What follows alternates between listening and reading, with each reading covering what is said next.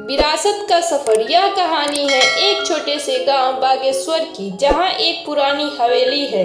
यह हवेली वर्षों से परिवार की विरासत रही है, लेकिन अब यह खंडर में बदल रही है। कहानी के मुख्य पात्र हैं आर्यन, जो दिल्ली में एक युवक आर्किटेक्ट है, और उनकी दादी सुमित्रा, जो गांव में रहती है। आर्यन अपने व्यस्त जीवन से थक कर दादी से मिलने गांव आया। दादी ने उसे हवेली की कहानियां सुनाई।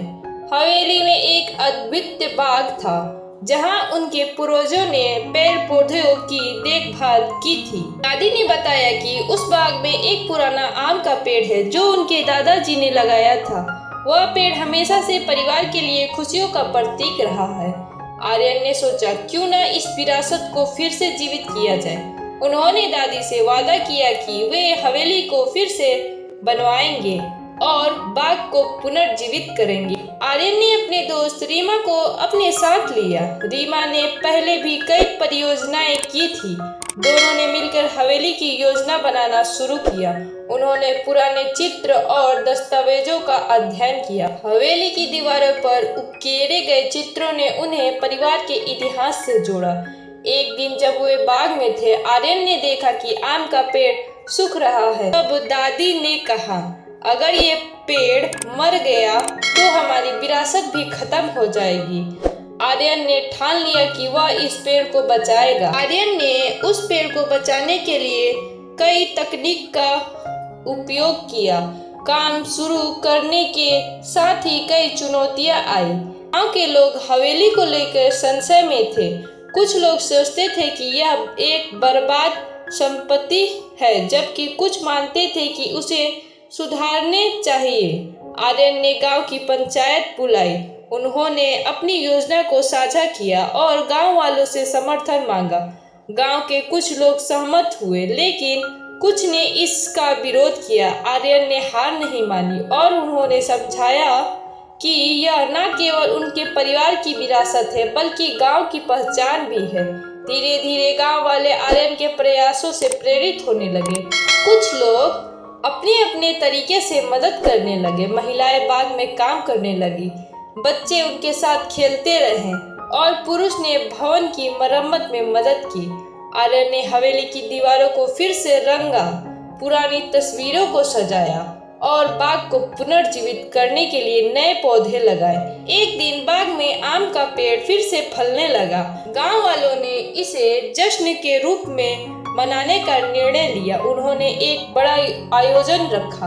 दादी सुमित्रा ने आर्यन के प्रयासों की सराहना की और कहा, तुमने हमारी विरासत को बचा लिया है। जश्न के दौरान गांव वालों ने एक दूसरे से बातचीत की, पुरानी यादें साझा की और नई पीढ़ी को अपने इतिहास से जोड़ा। गांव में जश्न के बाद आर्यन ने गांव के बच्चों के लिए एक विशेष कार्यशाला का आयोजन रखा।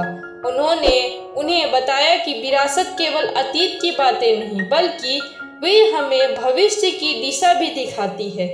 बच्चों को सिखाने के लिए उन्होंने बाग में पौधारोपण, खाद बनाना और पर्यावरण की सुरक्षा के उपाय बताए।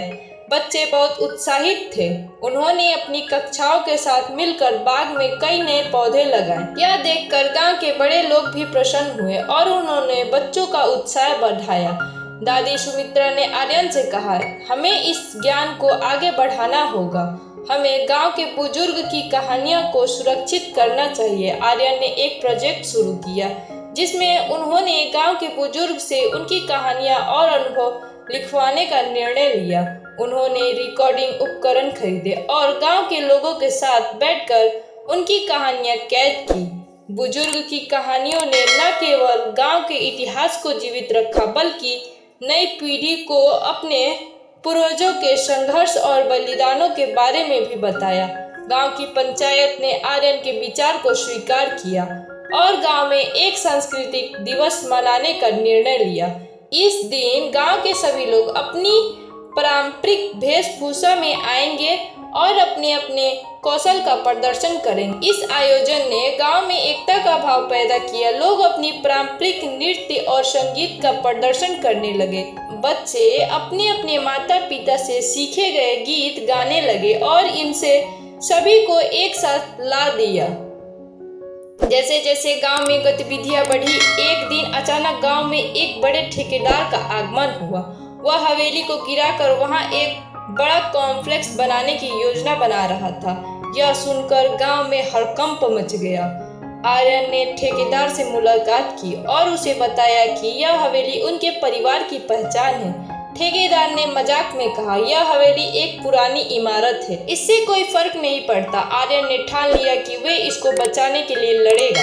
उन्होंने गांव वालों को एकजुट किया और सभी ने मिलकर एक याचिका तैयार की। उन्होंने स्थानीय प्रशासन से शिकायत की और अपनी विरासत को बचाने के लिए संघर्ष किया। शासन ने योजना को अस्वीकार कर दिया और हवेली को एक ऐतिहासिक स्मारक के रूप में संरक्षित करने का निर्णय लिया। गांव में खुशी का माहौल था। इस जीत ने गांव के लोगों को यह समझाया कि उनकी एकता और सहयोग में कितना ताकत है। उन्होंने समझा कि विरासत को केवल संरक्षित नहीं करना चाहिए बल्कि उन्हें जीना भी चाहिए।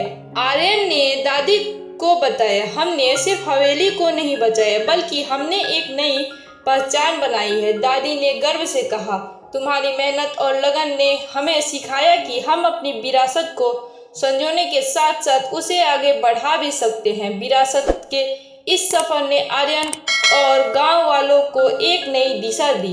वे सभी मिलकर गांव के विकास के लिए और भी योजनाएं बनाने लगे। उन्होंने कृषि, शिक्षा और पर्यावरण संरक्षण पर ध्यान केंद्रित किया। आर्यन ने एक छोटा स्कूल खोला। बच्चे न केवल पढ़ाई करते थे बल्कि अपने स्थानीय इतिहास और संस्कृति को भी सीखते थे। यह स्कूल गांव का केंद्र बन गया जहां बच्चे खेलते, सीखते और अपने भविष्य के लिए तैयार